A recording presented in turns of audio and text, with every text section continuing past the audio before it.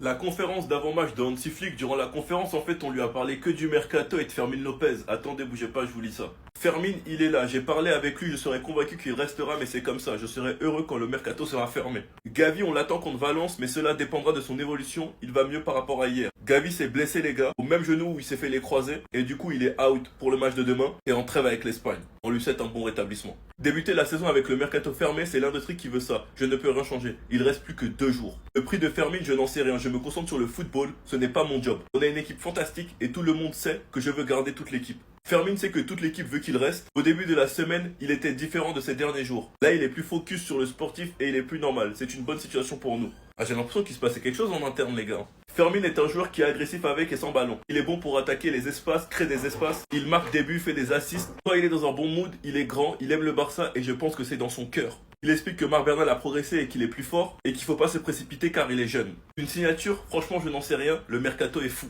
Pour tous les clubs comme le Barça, l'objectif est de gagner la LDC. C'est un nouveau chapitre de la compétition. On a vu le tirage et c'était fun. Je suis content car il y aura des matchs fantastiques. Chaque match sera différent et on a hâte de jouer. Enfin bref, sinon vous les gars, vous en pensez quoi? Ramenez-le sur ta patience en nu. Calendrier en Ligue des Champions fusionné au match de Liga, je vous jure que c'est un enfer pour le Real. Leur mois de septembre-octobre, les gars, c'est beaucoup trop cardio. Déjà qu'ils avaient un gros calendrier en Liga de base pour le mois de septembre, plus les matchs de Ligue des Champions, c'est une dinguerie. Attendez, bougez pas, je vous explique. Déjà, le premier match du Barça, c'est le 18 septembre face à Newcastle. À l'extérieur, c'est notre déplacement le plus compliqué. Puis ensuite, le premier, on affronte le PSG à domicile, Olympiakos à domicile le 21 octobre, Bruges à l'extérieur le 5 novembre, Chelsea à l'extérieur le 25 novembre, Francfort à domicile le 9 décembre, Slava à l'extérieur le 21 janvier, et puis pour finir, Copenhague à domicile. Si tu fusionnes avec les matchs de Ligue 1, ça fait Rayo, Valence, Newcastle, Retafe, Oviedo, Sociedad, PSG, Séville, Gérone, Olympiakos, Real, Elche, Bruges. On va s'arrêter là pour l'instant. Puis du côté du Real, Mallorca, Sociedad, ils affrontent Marseille à domicile. Espagnol, Levante, Atlético, ils vont au Kazakhstan. Villarreal, Retafe, ils sont à domicile pour affronter la Juventus. Ensuite, ils affrontent le Barça, Valence, Liverpool à l'extérieur, Rayo Vallecano. Bref, les gars, un calendrier un peu corsé. C'est là qu'il y aura des points à prendre et qu'il faudra pas perdre les matchs. Enfin bref, sinon vous les gars, vous en pensez quoi? Ramenez sur l'impatience en nu.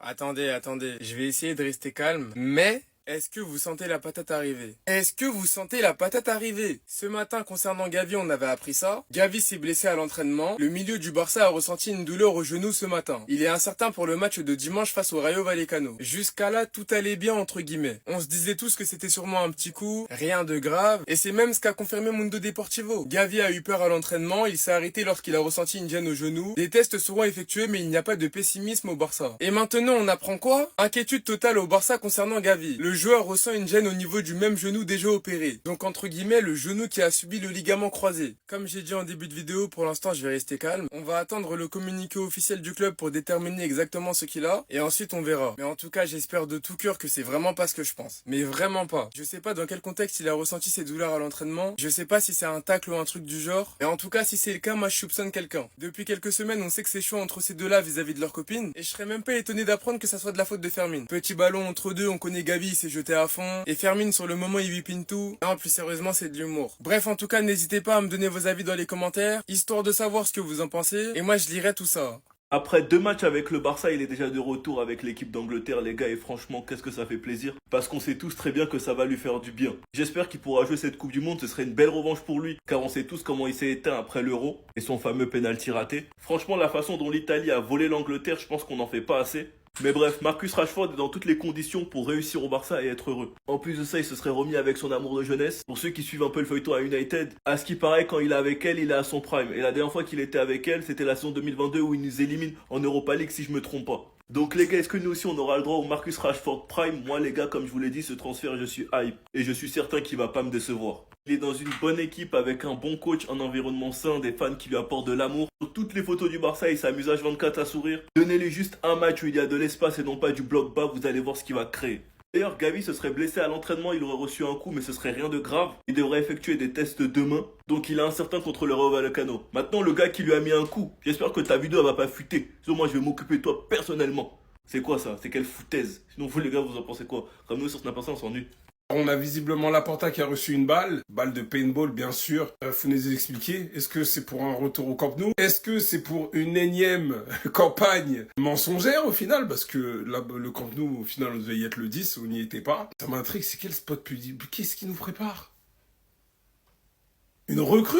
Que c'est l'effet de la Ligue des Champions? Je m'intrigue. Je veux savoir. D'habitude, on sait qu'il est peinard. On va mettre des pouces comme ça en rentrant ou en sortant des bureaux. Mais là, chef, c'est quoi? Moi, je pense, hein. Il va annoncer en Ligue des Champions qu'on va y retourner. Je pense pas que ça va être contre Valence. De toute façon, c'est pas possible. Pour que l'équipe de tournage comme ça, là, et de communication, et j'en passe, soit comme ça, et qu'ils acceptent de voir la porte à parterre comme ça, même pour une publicité, même pour un énième retour au Camp Nou. Ça se trouve, il va arriver en mode, ah, vous avez cru que j'étais mort, hein, bâtard. Mais ça m'intrigue trop. Bon, cependant, il a maigri quand même, faut l'avouer. Faut le reconnaître. Bon, qui maigrirait pas avec les problèmes du FC Barcelone constamment, j'ai envie de vous dire. Les photos de la Ligue des Champions sont sorties, bras croisés, aucun sourire. Ça, c'est le flickball, hein, on connaît. Le go de Gérard Martin qui s'est mis tout frais. Voilà, depuis qu'il est avec sa belle copine, en vrai, tu m'étonnes. Le mec arrogant, Lamine Yamal, il n'y a rien à dire. Là, c'est le club avant tout. Voilà, je vous remets Lamine Yamal, voilà, l'arrogant encore une fois, avec la couronne. Rafinha, l'homme des grands soirs, l'homme des grands matchs, et pas le match d'Almeria. Hein? Pas besoin de me répéter. Le troisième meilleur buteur qui est là, la Ligue des Champions bien sûr. Marc Bernal, dont la fumée va être atroce cette saison. Christensen qu'on doit coffrer à chaque match retour. Voilà, il va servir à ça cette saison. Pedri, le meilleur milieu du monde. Franchement, quoi. Vous voyez pas, il maîtrise le ballon. Je ne sais combien de fois homme du match en Liga, la Ligue des Champions, il aide ça. Bref, Johan Garcia qui tient à rappeler qu'il est le numéro 1. Koundé qui doit retrouver son poste, parce que Eric Garcia est devant toi. Gavi qui embrasse le logo. Frenkie, voilà, mon boy. Mon cœur, mon bébé. Araujo qui doit plus faire un hommage, je pense, pour l'association de la Ligue des Champions. Parce que j'espère vraiment pas qu'il voulait montrer le badge avec les 5 Ligues des Champions. Koubarsi qui doit retrouver sa forme et son poste du coup. Rashford également, avec ses waves bien contourés, bien propres. Ronny, Bargdadji, et Cousin Fernandez, et il en manque un, je crois. Hector Fort, mais il risque de partir. Attendez, il a absolument tout gagné. Marcus Rashford a été convoqué avec la sélection anglaise et pour le coup ça c'est une très bonne nouvelle. Rappelez-vous que quelques jours après son arrivée au Barça, Marcus Rashford avait déclaré: la principale raison pour laquelle je joue au football, c'est pour gagner. Et pour gagner, je dois être heureux car c'est comme ça que je donne le meilleur de moi-même. Avec une bonne nouvelle comme ça, vous croyez vraiment qu'il va pas être heureux? Vous croyez vraiment qu'il va pas donner le meilleur de lui-même sur le terrain? Rappelez-vous que Marcus Rashford il y a quelques mois c'était un indésirable à Manchester. Il était même plus convoqué en sélection et son seul objectif est depuis le mois de décembre, c'était de venir au Barça. Aujourd'hui, il a enfin réalisé son rêve en étant au Barça, et en plus de ça, il est de nouveau convoqué en sélection anglaise. Croyez-moi que pour la confiance, tout ça, ça va lui faire énormément de bien, surtout que là, il a été convoqué et qu'en plus de ça, la Coupe du Monde, c'est dans quelques mois. Tout ça, ça va juste le motiver encore plus, et j'en suis sûr que d'ici quelques mois, on verra sa meilleure version avec le Barça. Pour l'instant, il vient à peine d'arriver, c'est un nouveau pays, c'est un nouveau championnat. Forcément, ça demande un temps d'adaptation, donc s'il vous plaît, et surtout les Barcelonais, soyons patients avec lui. Bref, en tout cas, n'hésitez pas à me donner vos avis dans les commentaires, histoire de savoir ce que vous en pensez, et moi je lirai tout ça. Moi, ce que je comprends pas, les gars, c'est que pourquoi, quand c'est le Barça, ça fait énormément parler.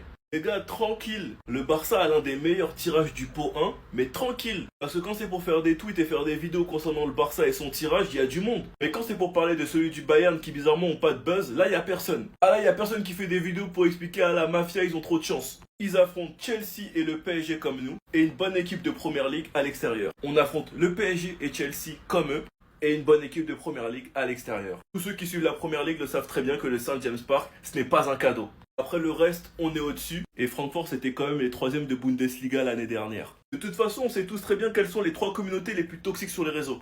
Les Parisiens, qui sont les champions d'Europe et qu'on affronte. Si on les tape malgré notre poule, ils auront plus rien à nous dire. Les Madrilènes, on joue dans le même championnat, il y a un classico bientôt. Si on fait taire ces 2 grosses communautés, je vous promets qu'ils parleront moins de nous, vous verrez. Qui trouveront même une excuse comme l'année dernière en nous expliquant par exemple que le Bayern finalement ils étaient gays. Les champions d'Europe, les champions du monde et une équipe casse-bonbon à l'extérieur. Moi personnellement ça me va, l'objectif c'est top 2 afin d'avoir tous ces matchs retour à domicile des 8e au demi. Enfin bref, sinon vous les gars vous en pensez quoi? Ramenez sur ce n'a pas ça, on s'ennuie. Il y a 2 ans, lorsque le Barça s'est fait sortir par le PSG en quart de finale de Ligue des Champions en se faisant chicoter à domicile, Lamine Yamal avait mis une petite description sur son post. Le football te donne toujours l'occasion de te venger, nous reviendrons. FC Barcelone affronte le PSG et il les affronte ou encore une fois à domicile. Sauf qu'on ne sait pas si c'est le Camp Nou ou Montjuic. On se souvient tous de ce match avec l'énorme erreur de Araujo, mais cette fois-ci, il est de nouveau titulaire, capitaine et il aura l'occasion de se venger. Il aura l'occasion de se rattraper et de se faire pardonner. Il y a souvent des comparaisons de qui est le meilleur milieu du monde. Ce sera la fin des débats inutiles, les deux vont se retrouver sur un terrain. Et non pas avec leur sélection, mais avec leur club. On nous a aussi expliqué que Nuno Mendes est la kryptonite de Lamine Yamal qui la pocket. La défense du Portugal, bloc bas, prise à 3, c'est pas la même que le PSG. Ce sera du 1 contre 1. Et là on pourra vraiment voir s'il est soi-disant son papa. Quant à Doué, il nous a lui-même expliqué qu'il était meilleur que Lamine Yamal. Bah on verra ça. Dembélé qui est le grand favori pour le Ballon d'Or, s'il le remporte, on va se faire énormément troller par les Parisiens à cause de notre propagande avec Lamine Yamal. On aura l'occasion de vous faire taire et comme Lamine Yamal l'a dit, le football te donne toujours une chance de te venger. En tout cas, ce match les gars, ça va péter. Sinon vous les gars, vous en pensez quoi? Ramenez-vous sur Snapchat, on s'ennuie.